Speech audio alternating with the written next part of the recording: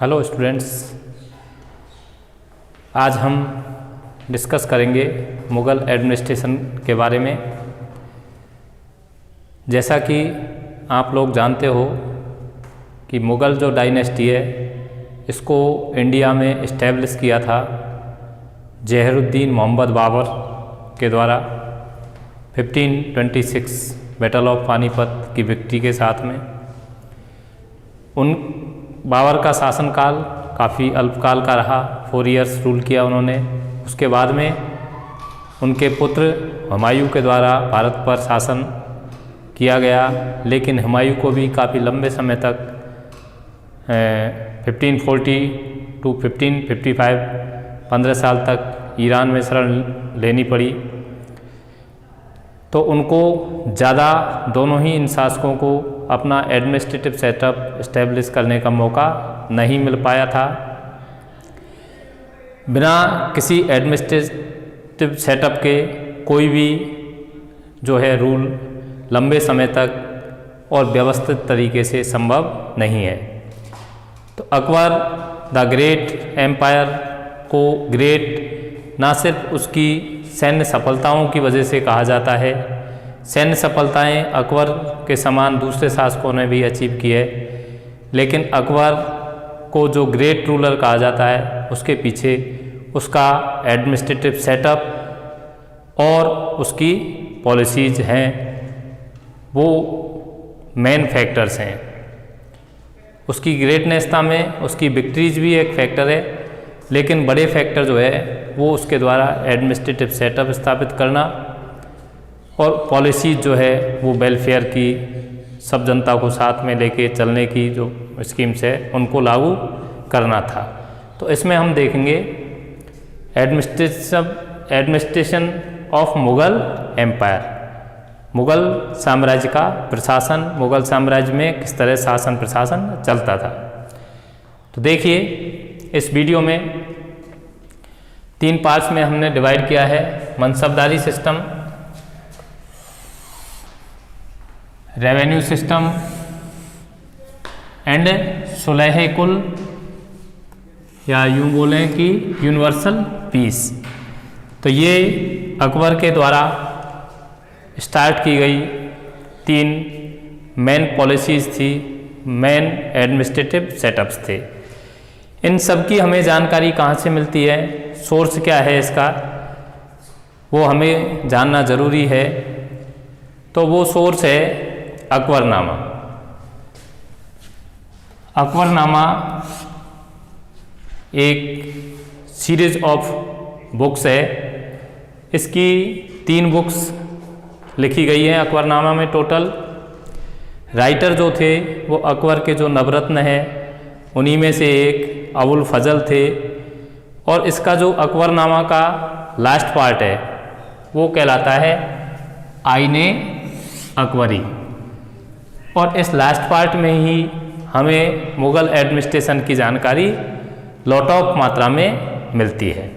तो ये हुआ हमारा source, historical source about information of administrative setup of Mughal empire. हम सबसे पहले अब डिस्कस कर रहे हैं मनसबदारी सिस्टम को। मुग़लों ने, देखिए, an individual who holds a mansab meaning a position और रैंक। यहाँ आप लोग ये समझ ले कि अकबर के और मुग़लों के जो बड़े ऑफिसर्स थे, मिलिट्री ऑफिसर्स और सिविल सर्वेंट्स, उन सभी के पास कोई ना कोई मनसब होता था। मनसब को फिर, मनसबदारी जो सिस्टम है ये 2 पार्ट्स में डिवाइड था, जात एंड सवार। जात जो है क्या थी, सवार क्या थी, इसको आप लोग आगे समझेंगे। जात को क्लासिफाई किया गया है रैंक और सैलरी में। तो रैंक और सैलरी ये दोनों मिलकर के जात को डिसाइड करती थी। यहाँ देखिए जात क्या है, क्या थी। Rank and salary were determined by a numerical value called जात। तो रैंक एंड सैलरी ये दोनों डिटरमाइंड करती थी ए न्यूमेरिकल संख्यात्मक वैल्यू, वो कहलाती थी जात। अब देखिए सवाल, mansabdars military responsibilities required him to maintain a specific number of sawar cavalry man. तो मनसबदार जो होता था उसकी रैंक और सैलरी से तो उसकी जात निर्धारित होती थी, और उसकी जो मिलिट्री रेस्पॉन्सिबिलिटीज थी अर्थात उसको कितने घुड़सवार रखने हैं ये उसके सवार के ओहदे में क्लासीफाई होता था। तो सवार जो है मिलिट्री रेस्पॉन्सिबिलिटीज़ को दर्शाता है मनसबदार की, और जात जो है वो उसकी रैंक एंड सैलरी को दर्शाती है। जागीर, अब मनसबदार जो हैं जैसा कि पहले बताया जा चुका है, प्रत्येक जो ऑफिसर्स थे military officers and civil servants civil officers, उन सबको मुग़ल एडमिनिस्ट्रेशन में कोई ना कोई मनसब दिया हुआ था। मनसब कई श्रेणियों में बटे हुए थे। उच्च मनसब राजकुमार या बहुत ही प्रतिष्ठित लोगों को मिला करते थे, लेकिन मनसबदारी सिस्टम में सरकारी ऑफिसर्स को या मनसबदारों को नगद वेतन नहीं दिया जाता था। नगद वेतन के स्थान पर जमीन का टुकड़ा अर्थात पीस ऑफ लैंड, कोई एरिया दे दिया जाता, जिसकी जो अनुमानित रेवेन्यू कलेक्शन है वो उसकी सैलरी के बराबर हो जाए, इतना पीस ऑफ लैंड उसको दे दिया जाता। उसे कहा जाता था जागीर।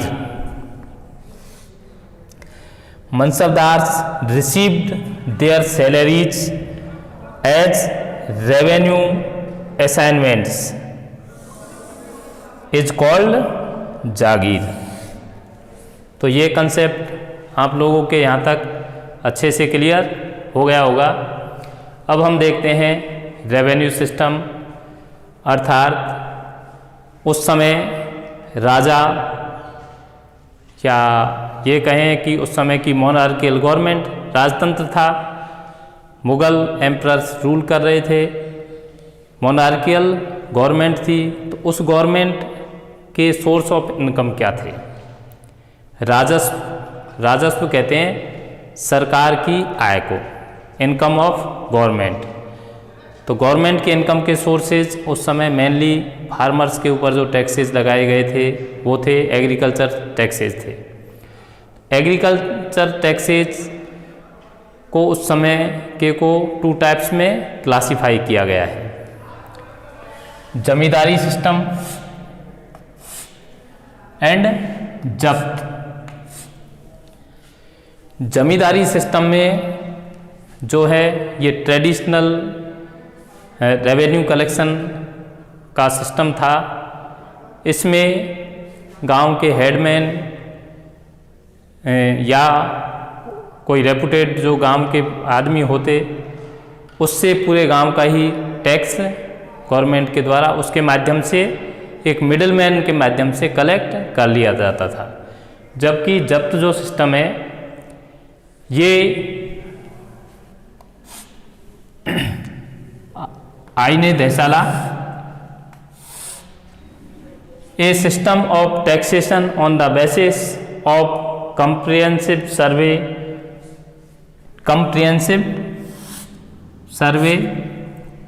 tax was fixed on each crop in cash money. Tax was fixed or cash money. आईने देसाला जो है ये अकबर के फाइनेंस मिनिस्टर टोडरमल जो कि नवरत्नों में से एक थे। आपको अकबर के नवरत्न जो हैं, यहाँ पर आपके लिए क्वेश्चन है, उनके नाम याद करने हैं, सर्च करने हैं और वो होमवर्क में भी करना है। टोडरमल जो फाइनेंस मिनिस्टर थे अकबर के, उन्होंने नया रेवेन्यू कलेक्शन का सिस्टम लॉन्च किया, आईने देसाला या जब्त।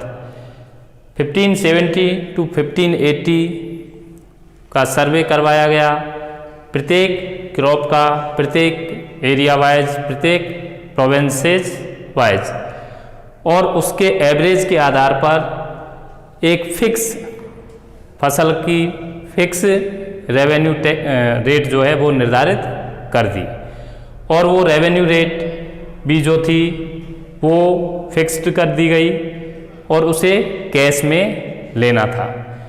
जबकि जमींदारी सिस्टम में उपज का 1/3 1/3 पार्ट जो है वो हेडमैन को उनको दे दिया जाता और वो लोग फिर जमा करवा देते थे उसको राजकोष में।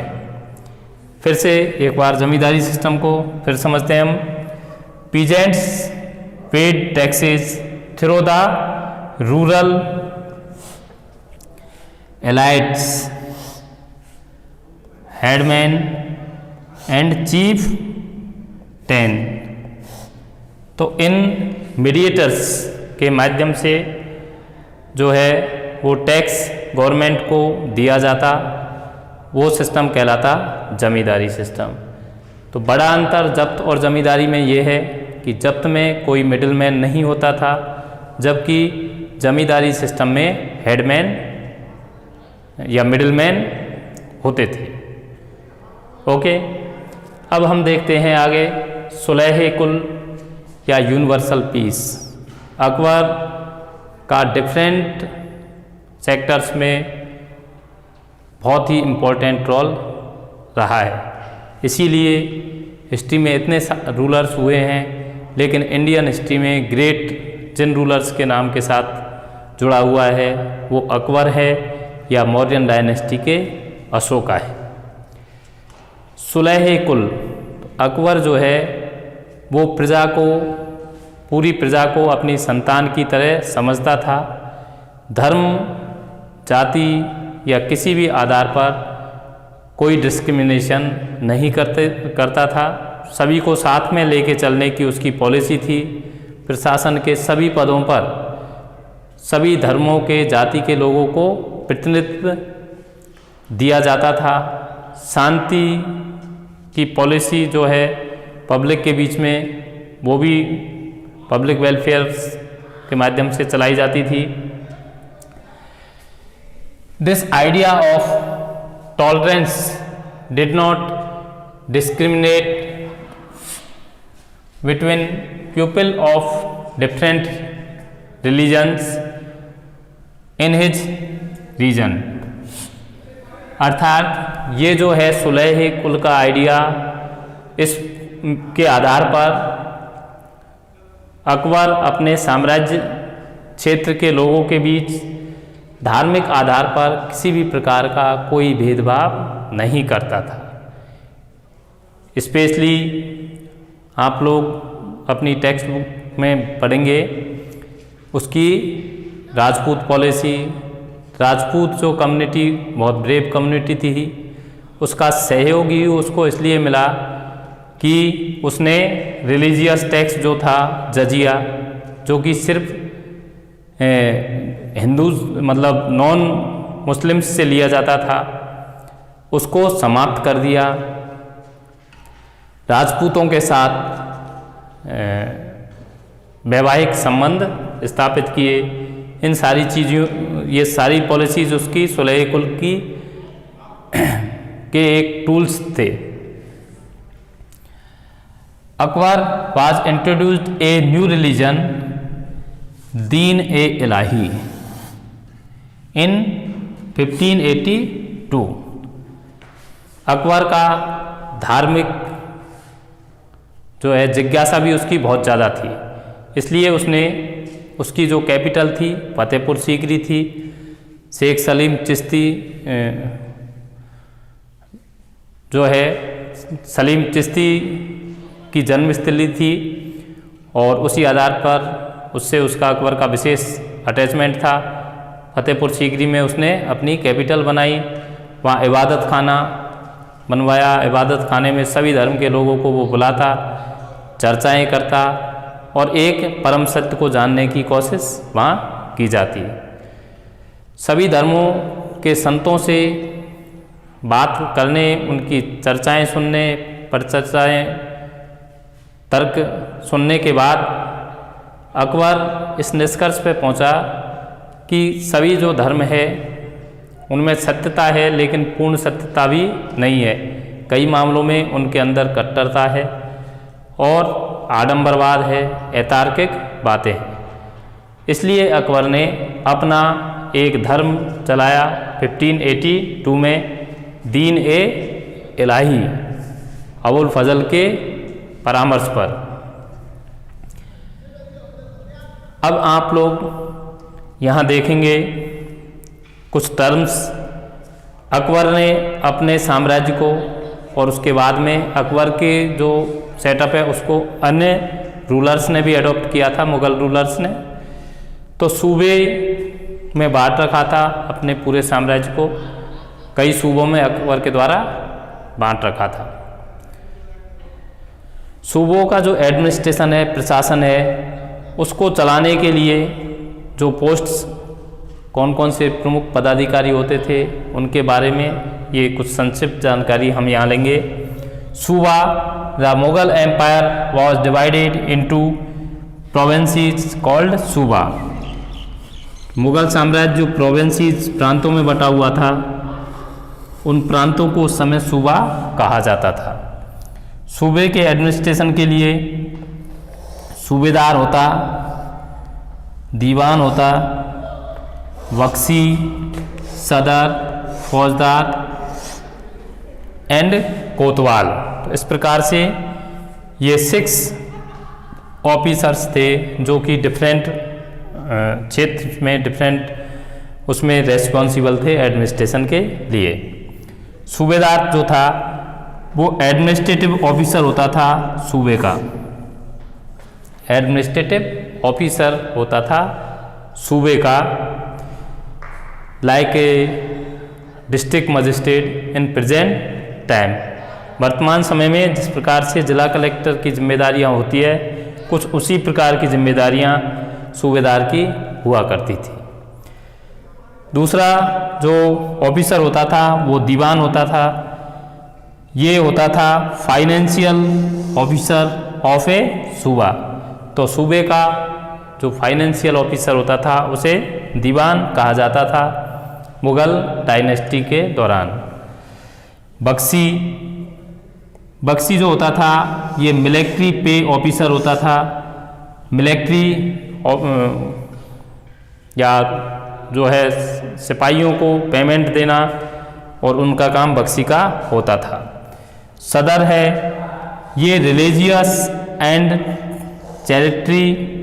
चैरिटेबल ऑफिसर होता था। इसका काम धार्मिक और चैरिटी, गरीबों के लिए, अनाथ या स्पेशल जो नीडी पर्सन्स है उनके लिए अनुदान देने का काम है, वो सदर का होता था। फौजदार है, ये मिलिट्री कमांडर होता था, मिलिट्री ऑफिसर्स होता था। अब यहाँ पर आप लोगों को समझना है, फौजदार मिलिट्री कमांडर है, जबकि बख्शी जो है वो मिलिट्री को पेमेंट देने का काम कर रहा है। तो मिलिट्री के लोग में भी पार्ट्स को डिवाइड कर रखा है, रेस्पॉन्सिबिलिटीज को उन्होंने डिवाइड कर रखा था। लास्ट है आपके कोतवाल। कोतवाल जो है ये टाउन पुलिस ऑफिसर होता था। तो कस्बे का पुलिस अधिकारी होता था, जिसका काम होता था कस्बे में, शहर में शांति व्यवस्था बनाए रखना। इस प्रकार से आपका ये वीडियो कंप्लीट होता है। इस वीडियो में